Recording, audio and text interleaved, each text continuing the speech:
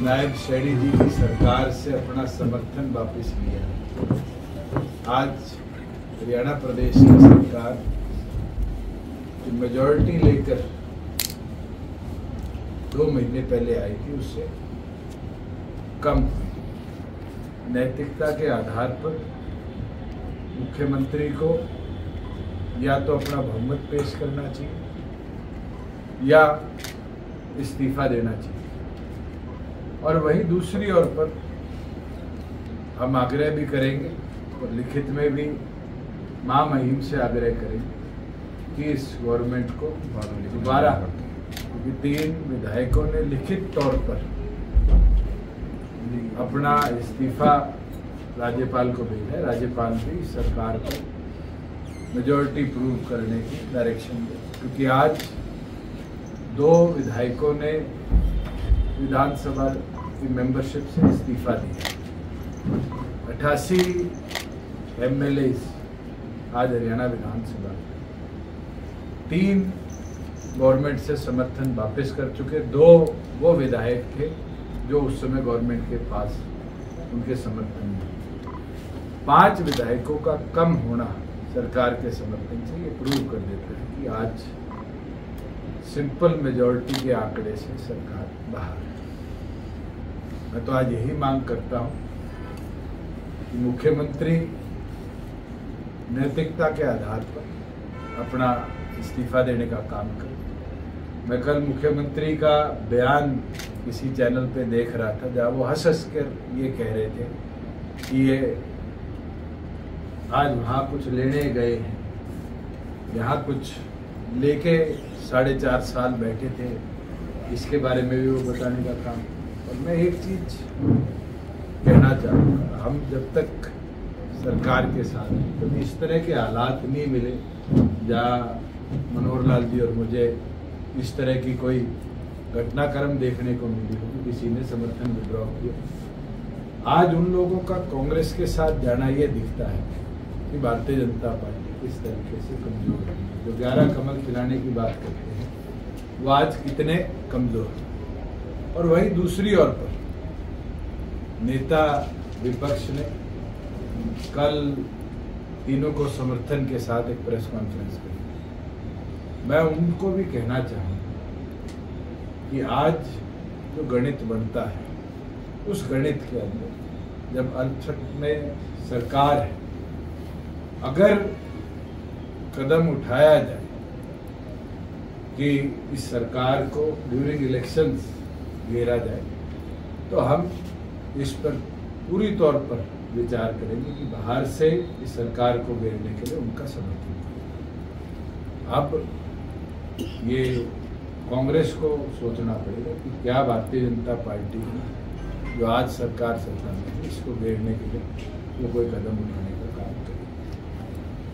BJP कह रही है कि जेजेपी के भी विधायक विप की ताकत है, और जब तक नंबर्स हमारे पास है, वोट तो सबको विप के आदेश अनुसार करना पड़ेगा। और इसका विवरण तो आपने मेरे ख्याल से जब इस सरकार का गठन हुआ था उस दिन देख लिया। तो उस दिन भी हम तो पूरी तौर पर स्पष्ट है कि सरकार को घेरने के कदम उठाए। लेकिन खुले तौर पर वो कार्यक्रमों में जा रहे हैं। जोगीराम से ऑलरेडी नोटिस इशू किया गया है, प्रोसीजर है विधानसभा का, जिसके अंदर नोटिस इशू कर पहले जवाब मांगा जाता है। अगर जवाब ना दिया जाए तो फिर स्पीकर को लिखित में उनकी सदस्यता रद्द करने के लिए कदम उठाने के लिए कहा जा सकता है।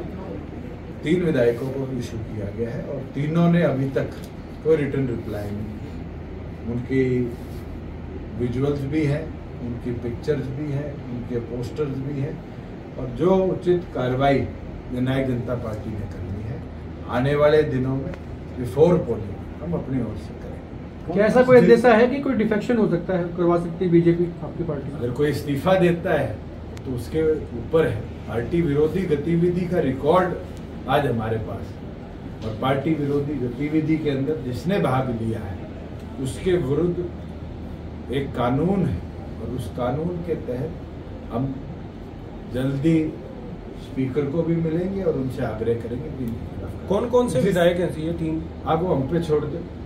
बीजेपी ये कह रही है कि जिस तरह से बीजेपी का कल्चर है वो प्रोसेस में ही आपको लगता नहीं 6 महीने निकाल देंगे? इसके अंदर प्रोसेस में हमारे पास हाईकोर्ट का भी रास्ता है और हाईकोर्ट और सुप्रीम कोर्ट ने निरंतर डायरेक्शन दिए हैं, चाहे हिमाचल का केस हो चाहे महाराष्ट्र का केस हो, कि टाइम बाउंड मैनर के अंदर लेजिस्लेटिव बिजनेस को पूरा करने के कार्य को विधानसभा को करना। बीजेपी कह रही है सर कि मार्च में अविश्वास प्रस्ताव लाए थे जो गिर गया था, तो 6 महीने में आने से अविश्वास प्रस्ताव भारतीय जनता पार्टी की पिछली सरकार के विरुद्ध नई सरकार बनी, वो अविश्वास प्रस्ताव उस सरकार के साथ साथ ही समाप्त हो। नई सरकार आज के दिन गठित हुई है, उसके विरुद्ध अविश्वास प्रस्ताव लाया। पिछली बार फ्लोर टेस्ट हुआ तो आपने बाहर रह के और बीजेपी का उस दिन एक रैली जननायक जनता पार्टी की, हमने समर्थन किसी का नहीं किया। मैं आज ऑन रिकॉर्ड कह देता हूँ कि अगर अब फ्लोर टेस्ट होगा तो हमारे प्रत्येक विधायक पार्टी के आदेश पर विप के साथ सरकार को घेरने के लिए बोले। आपने कहा कि जब तक आप लोग साथ थे तो ऐसी कोई स्थिति नहीं बनी है, नेतृत्व परिवर्तन होने के बाद ऐसी स्थिति बनी, तो क्या जो बीजेपी ने नेतृत्व परिवर्तन किया वो संभालने वो फेलियर है। मैं तो एक दिन नहीं बारी बारी कहता हूँ, जब नया मुख्यमंत्री पहली कैबिनेट के बाद कहता है कि 94 दिन का प्लान बना है, इसका मतलब तो उनने पहले मन बना रखा है कि वो 94 दिन के मुख्यमंत्री हैं। और ये तो ऑन रिकॉर्ड है, चंडीगढ़ की किसी आपके बीट के साथी से निकाल ली थी कि फर्स्ट फुल कैबिनेट मीटिंग के बाद आकर नए मुख्यमंत्री का बयान था कि हम तो 94 दिन का प्लान लेकर, और उस दिन ये साबित हो गया था कितने कमजोर शासक वो रहेंगे और कितने कमजोर नेतृत्व के साथ प्रदेश चलेंगे। और आज भी मैं आपको बता सकता हूं कि निरंतर फील्ड का दौरा हम कर रहे हैं। मंडियों में जिस तरीके से आज के दिन गेहूं पड़ा है, सरसों पड़ा है, 22 दिन से ऊपर हो गए जहाँ सरसों की पेमेंट नहीं हुई, 17 दिन से ऊपर हो गए जहाँ गेहूं की पेमेंट नहीं हुई। ये दिखाता है कि किसान विरोध में कितना इन्होंने काम किया है, कमजोर करने का जो प्रयास किया है, और मॉनिटरिंग का फेलियर है। सिस्टम तो ऑटोमेटेड हमने बनाया था, 4 साल क्यों नहीं दिक्कत आई जब पेमेंट 48 घंटे में दी गई? 4 साल क्यों नहीं दिक्कत आई कि उठान टाइम बाउंड मैनर में किया? आज भी उचाना में 10 लाख बैग्स गेहूं के पड़े हैं। ये फेलियर दिखता है कि मॉनिटरिंग नहीं है, और मॉनिटरिंग ना होने की वजह से इस तरह की दिक्कत फार्मर्स। कल के घटनाक्रम से लोकसभा चुनाव पे कितना असर देखते हैं? कि बहुत असर है, और जनता का मूड भी बदला है। और मैं तो फिर दोबारा कहूँगा कि जो गर्मी में पारी है, चाबी की बारी है। और जिस तरीके से श्रीमती नैना चौटाला जी के नामांकन में हिसार की जनता ने जोश दिखाया है, ये दिखाता है कि हिसार दोबारा हरियाणा की आवाज़ को चुनेगा और हरियाणा की आवाज़ को पार्लियामेंट में जगह देगा। और इस राष्ट्रीय सोच को जो बारी बारी लाया जाता है, जो हरियाणा की आवाज़ को दबा देती है, गूंगे बहरे सांसद पार्लियामेंट में भेजती है, कहीं ना कहीं उनको जवाब देने का समय कि आज वो कमजोर हो चुके, और ये कमजोरी मानने वाला मुख्यमंत्री मुझे लगता है नैतिक आधार पर प्रदेश का नेतृत्व करने लायक नहीं है। कल बीजेपी के प्रवक्ता कह रहे थे मोदी साहब आएंगे तो लहर आएगी हरियाणा में। 400 की बात करते थे, पिछले 12-13 दिनों से तो छोड़ गए, वो लहर कहाँ गई? आज तो मंगलसूत्र की बात होती, और वो दोनों लोग मंगलसूत्र की बात कर रहे हैं जिनके शायद घर में भी सदस्य ना हो तो मंगलसूत्र पहनता। तो अभी जो सरकार में क्राइसिस आया, उसको लेकर आपकी किसी से बात हुई जिसे आप कह रहे हैं कि हम जा सकते हैं, कांग्रेस को समर्थन कर सकते हैं? मैं आपके माध्यम से कहता हूं, ना मुझे बात करने की जरूरत। अगर करंट रेजीम को मेजॉरिटी प्रूव करनी पड़ी तो जननायक जनता पार्टी विप भी जारी करेगी, और करंट गवर्नमेंट के विरोध में विप को जारी करेगी। कांग्रेस के साथ भी जा सकती है जेजेपी? अगर मुझे किसी के साथ जाने की जरूरत नहीं है। आज के दिन ना कांग्रेस के साथ जाने की जरूरत, ना बीजेपी के साथ जाने की। अगर करंट सरकार को घेरने के लिए अगर समर्थन विपक्ष के अंदर एकता होगी और करना पड़ा तो हम करेंगे।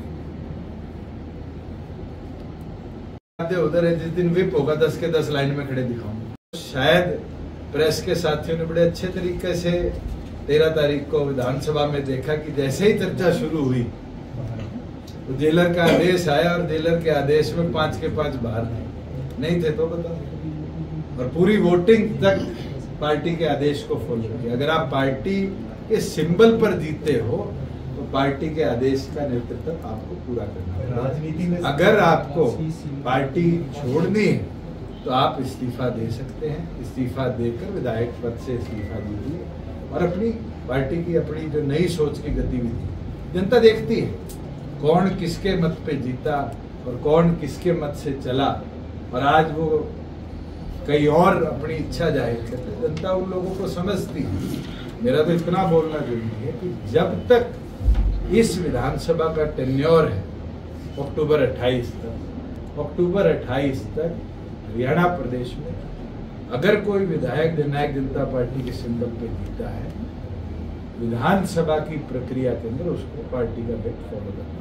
क्या कोई ऐसी संभावना है कि जजपा फिर से बीजेपी के साथ जा सकते? बिल्कुल नहीं। कोई मैं गुंजाइश नहीं, क्योंकि ये आज- चीज कई बार स्पष्ट कर चुका हूँ और इससे ज्यादा मुझे स्पष्टीकरण देने की जरूरत है। अगर हम 11 सीटों पर चुनाव रखने का मनोबल रखते हैं, चाहे वो कांग्रेस हो, एक उपचुनाव और 9 लोकसभा लड़ रही है और गठबंधन में 1 सीट उनने दूसरी पार्टी आम आदमी को दी, चाहे वो लोकदल हो जिसने अपने शायद 6 उम्मीदवार उतारे हैं, चाहे वो बसपा हो जो चुनाव नहीं लड़ रही। सिर्फ जननायक जनता पार्टी हरियाणा में वो दल है जिसने 10 के 10 कैंडिडेट्स लोकसभा में उतारे और करनाल उपचुनाव के लिए भी अपना उम्मीदवार उतारा है और मजबूती के साथ 11 के 11 चुनाव आज लड़ रहे हैं। हिसार में सर कौन सा मुकाबला मानते, कौन से पार्टी के साथ? आज के दिन तो मैं मानता हूँ श्रीमती नैना चौटाला जी आगे हैं।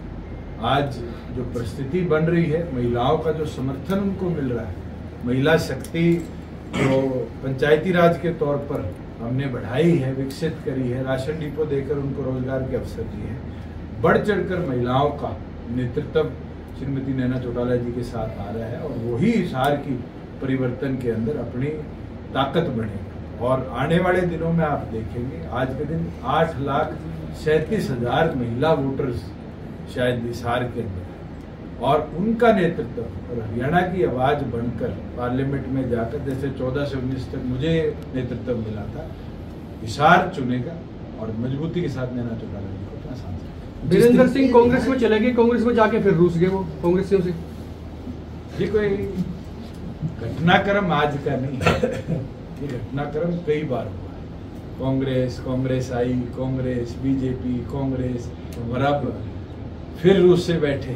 ये दिखाता है कि राजनीतिक तौर पर कितने कमजोर वो हो चुके और ये दर्शाता है कि आने वाले भविष्य में उचाड़ा जैसे वो बारी बारी मेरे को बजा रहे थे, उनको बजा के छोड़ रहे। जिस तरीके से आपकी पार्टी के विधायक देवेंद्र बबली ने अजय सिंह चौटाला को लेकर जो प्रतिक्रिया दी, आप कैसे देखते हैं? जो राजनीति के अंदर इस तरह की शब्दावली का इस्तेमाल करते हैं, जनता उसको समय समय पर जवाब देती है। मुझे इससे ज्यादा किसी के बारे में कुछ बोलने की जरूरत नहीं आती। जोगीराम जी हैं, वो कह रहे हैं कि आप एक परिवार की पार्टी बन के रहेगा। और हाँ, जननायक जनता पार्टी एक परिवार है। अमित भी मेरे परिवार का सदस्य है, अजीत भी मेरे परिवार का सदस्य है, डॉक्टर बांगड़ भी मेरे परिवार का सदस्य है। जब वो टिकट लेने आए तो वो हमारे परिवार का पटका पहन के हमारे सदस्य बने। आज क्या विषय बना कि वो परिवार से अलग हो गए? रीजनल पार्टी कोई कोऑपरेटिव बिजनेस नहीं है या कोई आज के दिन ब्यूरोक्रेटिक पार्टी नहीं है। एक परिवार है और इस परिवार में नयों को भी अवसर मिलता है। क्या उनको ये घबराहट है कि नए युवा लोग वहां पर नेतृत्व करने को तैयार है? परवाला आज इस तरह की टिप्पणी करते हैं तो उनको 5 साल पुराना दौर भी याद करना चाहिए, जब वो इस झंडे के नीचे इस डंडे को पकड़कर झंडा लेकर मैदान में उतरे थे और इसी परिवार के एक सदस्य ने बरवाड़ा से उनको हजारों से जिताया। अच्छा, कांग्रेस के कैंडिडेट जो है जयप्रकाश जेपी, वो खुद को चौधरी देवीलाल का असली अनुयायी बताते हैं। मुझे बड़ी खुशी होती है कि 4 कैंडिडेट हिसार लोकसभा में अपने आप को चौधरी देवीलाल का अनुयायी बताते, मगर कोई उन तीनों से पूछने का काम करे कि क्या आज से 10 साल पहले कभी उनने चौधरी देवीलाल जी को याद भी करने का काम किया? क्या उनके घरों में चौधरी देवीलाल जी की फोटोएं भी लगी रही? ये कहना बहुत आसान है कि हम अनुयायी हैं। अनुयायी से पूछिए 93 में क्यों छोड़ के गए, 91 में क्यों छोड़ के गए और 95 में क्यों छोड़ के गए। मैं तो तीनों की कुंडली जानता हूँ इस मामले में। कब कब उनने चौधरी देवीलाल जी के या उनके परिवार के सदस्यों ने अब शब्द इस्तेमाल करने का काम किया या उनको धोखा देने का काम। और चौधरी देवीलाल जी एक विचारधारा है। मुझे लगता है इस कमरे में बैठा भी एक एक आदमी चौधरी देवीलाल जी का अनुयायी है, कहीं ना कहीं उनको आज फॉलो करता है, उनके विचारों को आगे लेकर बढ़ता है और हमें सबको करना चाहिए।